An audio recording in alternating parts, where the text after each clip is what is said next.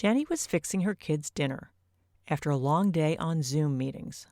She was a bit stressed, and she had a knot in her neck from hunching over the computer all day. She could feel tendrils of pain shooting up to the top of her head. Her sons were getting into a fight about who was better at Fortnite. Yeesh, why can't these kids just get along? Then they started complaining about the broccoli that Jenny was steaming. One did not like broccoli, but preferred string beans. The other didn't like any vegetables and started to whine. As she was pulling out the olive oil, she noticed a sleeve of crackers.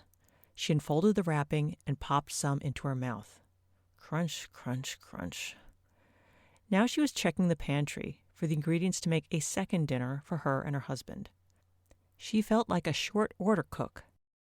Making 2 dinners each night was exhausting. She grabbed a handful of nuts.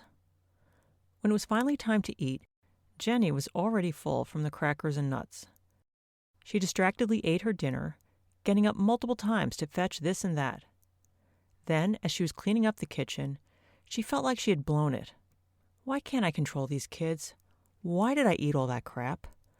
A part of her was too tired to care. She went to the pantry and grabbed one of those cookie bags that she bought for the kids. She tucked the bag behind the plant on the windowsill by the sink so no one would see it. As she loaded the dishwasher, she snacked on the cookies. Jenny was a bit frustrated. It seemed she was making the same mistakes over and over. I'm weak, she told herself. I should have this figured out by now. What is wrong with me? Perhaps part of the story rings true for you. Do you find yourself making the same mistakes over and over? Maybe you are doubtful that you will ever be able to change. On today's episode, we will share one of our most potent tools to cut through the confusion and take consistent, positive steps. This is the Breaking Up with Binge Eating podcast, where every listen moves you one step closer to complete food freedom. Hosted by me, Georgie Fear, and my co-coach, Mary Claire Brescia. Jenny's story, or some version of it, is quite common. Maybe there are kids involved. Maybe not. Maybe there are a few glasses of wine thrown into the mix. Or not. Maybe the details are different, but what is common is a repetitive pattern that takes you away from your values. As Georgie and I had the privilege of working alongside our clients as they make transformative life changes, there is nothing more thrilling to us than to hear, I don't remember the last time I binged. Or, I tried that technique you mentioned and it worked. We also notice some commonalities among our most successful clients, and I would like to share one of them with you today. A key success tip that is frequently undervalued is to incorporate some form of written daily reflection or tracking of your skills practice. Now, I'm not talking about tracking your food or using MyFitnessPal. I'm talking about tracking skills or new behaviors. Let's go back to our example. When you think of Jenny's story, or perhaps your own, you might think the answer is to work on not snacking while preparing dinner or cleaning up. Seems simple enough, right? Just stop doing the things you know you shouldn't do. But if it were that simple, everyone would be smashing their goals. Trying harder is almost never the answer. But there are ways to do the work that are helpful. In Jenny's example, as coaches, we see a number of aspects of her situation that might affect her ability to make a change. Transitioning from work stress to home life. What happens when you carry stress from one activity to another? Meal planning and prep. Sabotaging thoughts like, I just don't care, or I already blew it, may as well. Setting up her kitchen so that crackers and nuts are less accessible. Perhaps asking her husband to help with the kids. Maybe making only one dinner. Using emotional tools like diffusion or setting her intention for how she wants to feel. Perhaps trying to delay snacking for 20 minutes. Even being sure she gets enough sleep. Having some fun during the day. Or getting exercise, or even just getting outside. Did you notice? trying harder isn't on the list. But now what? Do we just try to execute all of these ideas? There are 11 on this list alone, and I could have identified a few more. Do we read about mindful eating or listen to a podcast and hope for the best? Do we try one or two of these ideas, and if they don't work, admit defeat? So let's get back to our secret to success. Well, it's not really a secret. It's more like an underutilized tool, and that is to incorporate some sort of structure to your practice. At the beginning of the week, set an intention to focus on one or two new practices or skills to make success more likely. The skills should be an observable behavior that you think will be helpful. It should be a change, but not something overly challenging. In fact, it should feel really doable, like a 90% or higher chance of success. Do not pick too many things, as you will be overwhelmed and unfocused. Now, when you have chosen your set of skills, write it down.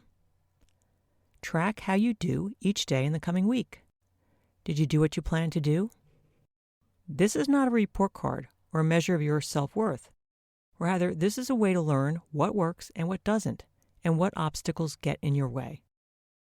At the end of the week, set aside some time to reflect on what you learned and adjust your practice for the coming week.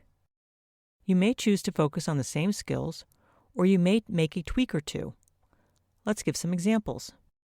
In Jenny's case, she may decide to focus on the unwanted snacking as she prepares for dinner. She might ask herself, how can I make it easier to resist snacking? What would it take? Let's say she comes up with a two-part plan. Number 1, make herself a glass of iced tea as she prepares dinner. It will be refreshing and rehydrate her and offer an alternative to snacking. 2, she may ask her husband to watch the kids while she cooks, so that it is more peaceful. She writes these plans down in a journal, and then each day she reflects on how it went. Maybe it turns out her husband was also busy 50% of the time and was not able to help. Maybe the snacks were still troubling her as they were too easily accessible. These outcomes would help her to adjust her plan. So for the following week, she decides that she will 1, remove the snack foods from the kitchen. She will keep them in a bin in a downstairs closet. 2, she will save a special TV show for the boys to watch while she prepares dinner. 3, she's going to keep the iced tea idea as it was helpful. She tracks these skills for the week. Rinse, repeat. As you can see, this is a sort of troubleshooting, and there are potentially multiple steps until you reach success. It may take a few weeks of adjustment to learn what works. That is why writing it down is so helpful. If you didn't have a plan with a method of tracking, you might just throw up your hands in frustration. So, what would this journal or tracker look like? There are several options, and you may need to change it up from time to time. Some clients use a simple spreadsheet or written chart. They write down the skills they are practicing and the days of the week. They check off each item each day to indicate whether they were successful or not. It is helpful for those cases when things did not go according to plan to make a note or two about what happened. Another alternative is to use a more free-form writing journal, where you still write down the skills you were focused on, and each day you write a few lines about how it went. You could ask yourself, what went well? What did I learn? Did I do what I set out to do? You see, the idea here is not just to focus on whether or not we are overeating.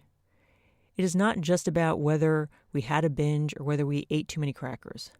What we want to do is to pay attention to the steps we have put in place that support our goals. That is the work. Some more examples of actions you may want to track. Eating a regular meal pattern. Practicing a 20-minute distraction when you have an urge to eat outside of meals. Reviewing what you will eat and when each morning. Tracking a meditation practice or even exercise.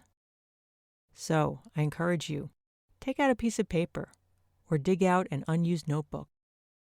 Start a new spreadsheet on your computer. Identify 1 or 2 skills to practice this week. Once again, the key points to remember are: Resist the urge to track too many things. Keep a doable focus. Stay consistent even when you're writing down slip-ups or mistakes. In fact, these slip-ups are like gold. They give us information about what gets in our way and how we might take that info into consideration for the next week. Set up a daily time to track. Many people do it after dinner or with their first cup of coffee in the morning. Also, schedule a time for a weekly review, perhaps Sunday evening. Take advantage of this success secret. You can do this, step by step. I am Mary Claire Brescia. Thanks for joining me today.